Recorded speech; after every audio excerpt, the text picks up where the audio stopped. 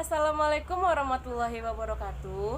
Perkenalkan, nama saya Novi Yuliana Diniati dari Fakultas Bahasa dan Seni Program Studi Informasi Perpustakaan dan Kearsipan Universitas Negeri Padang. Nah, di video kali ini saya akan membahas tentang bagaimana sih merancang klasifikasi arsip. Nah, mulai dari pemeriksaan arsip, peralatan yang dibutuhkan, kode arsip, lalu sampai ke pemeliharaan arsip itu sendiri. Nah, yang pertama ada pemeriksaan arsip. Langkah ini dilakukan agar arsip yang akan disimpan betul-betul arsip yang memang memiliki informasi-informasi yang penting. Pemeriksaannya dilakukan dengan cara melihat semua arsip yang akan disimpan itu apakah sudah lengkap atau belum. Nah, adapun peralatan-peralatan yang diperlukan yaitu yang pertama ada filing cabinet, yaitu peralatan arsip yang biasa digunakan untuk menyimpan berkas ke dalam laci. Filing cabinet ini biasanya terbuat dari plastik, logam, atau kayu. Di bagian laci biasanya menggunakan semacam slide untuk mempermudah ketika membukanya. Di depan laci biasa ditempelkan label untuk memudahkan mengidentifikasi berkas yang ada di dalamnya. Yang kedua ada map arsip atau map folder. Map dapat digunakan untuk menyimpan surat-surat atau dokumen-dokumen lain yang tidak terlalu banyak seperti surat akte kelahiran, kartu keluarga, dan lain sebagainya. Nah, yang ketiga ada label. Label ini digunakan untuk memberi judul pada pengelompokan kertas, lalu dapat ditempelkan di bagian folder. Lalu ada lemari arsip. Lemari arsip memiliki fungsi sama seperti filing cabinet tadi, namun bentuknya lebih mirip ke lemari pakaian. Dan penyimpanannya pun tidak dilakukan seperti filing cabinet. Penyimpanan pada lemari arsip ini biasanya dengan cara memasukkan berkas ke dalam ordner lalu diletakkan secara berdiri menyamping. Selanjutnya ada sekat, yaitu lembaran kertas yang digunakan untuk pemisah bagian-bagian dokumen. Sekat bisa dibuat dengan berbagai ukuran sesuai dengan ukuran berkas. Kertas yang digunakan pun biasanya kertas yang tebal. Nah, lalu ada perforator. Itu digunakan untuk membuat lubang di tepi kertas. Alat ini penting dalam peralatan pengarsipan karena dibutuhkan ketika ingin memasukkan berkas ke dalam ordner. Nah, selanjutnya ada ordner. Seperti map folder, yakni untuk menyimpan berbagai surat dan dokumen.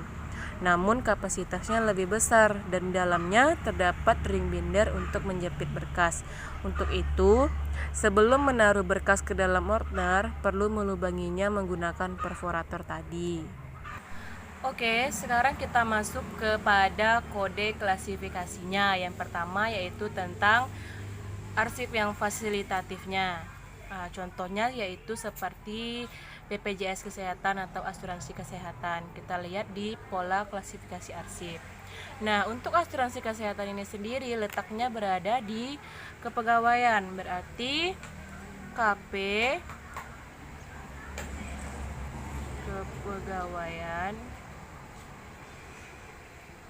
Lalu dia berada di kesejahteraan, berarti 06 kesejahteraan.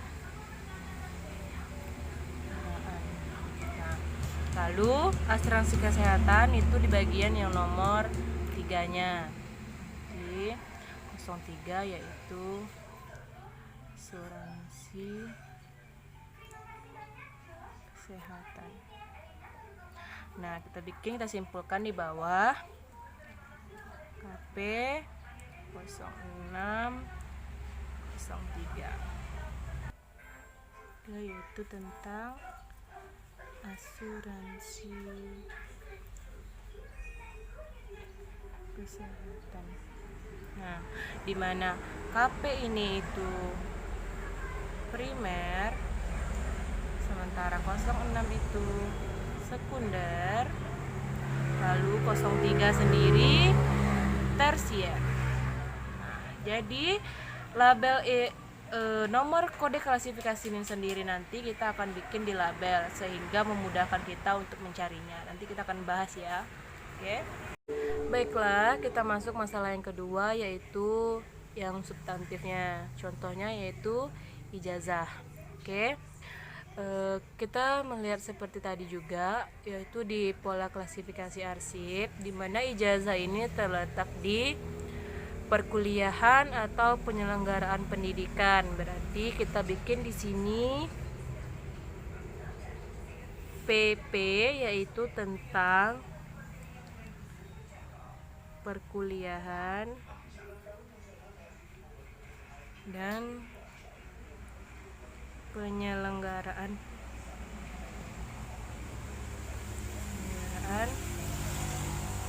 pendidikan. Oke.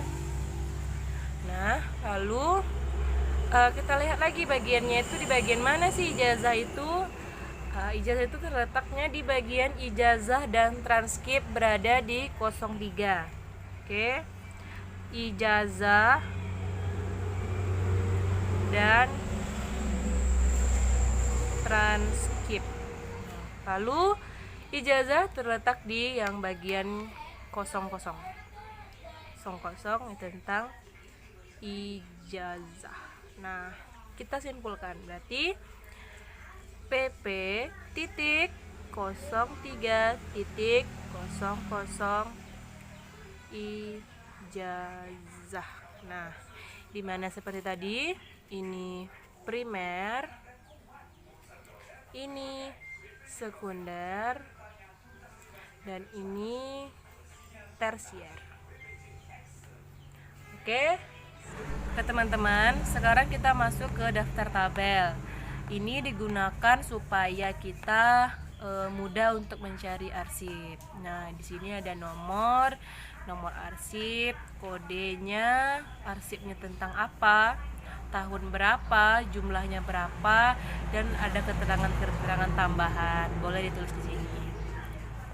Oke, kita masuk ke penulisan nama indeks. Nah, kita lihat di asuransi kesehatan tadi. Di sini namanya yaitu Mutiara Putri.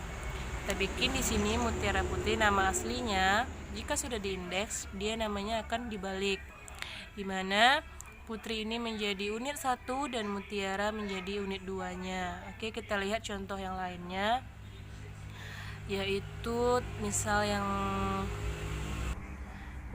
nama perusahaan seperti PT Mekarsari.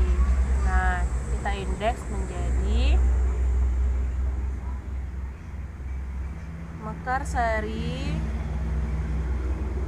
Perseroan Terbatas. Nah, berarti ini sebagai unit 1, ini 2, dan ini 3. Oke. Sekian penulisan nama indeks. Kita masuk ke materi berikutnya. Oke, kita masuk ke materi selanjutnya, yaitu tentang penempatan arsip. Nah, dalam proses penempatan arsip memerlukan ketelitian, sebab sekali arsip itu salah letak bisa menyebabkan arsip akta kelahiran tersebut sulit untuk ditemukan kembali atau mungkin bisa hilang. Oleh sebab itu, dalam menyimpannya diperlukan ketelitian dan sabar. Oke, selanjutnya yaitu tentang penemuan kembali arsip. Penemuan kembali arsip ini sangat erat hubungannya dengan penyimpanan arsip. Jika penyimpanan arsip tidak dilakukan dengan baik dan benar, akan sulit untuk menemukan arsip yang kita cari dengan cepat dan tepat. Oke, materi selanjutnya yaitu tentang pemeliharaan arsip. Contohnya yaitu seperti arsip akta kelahiran.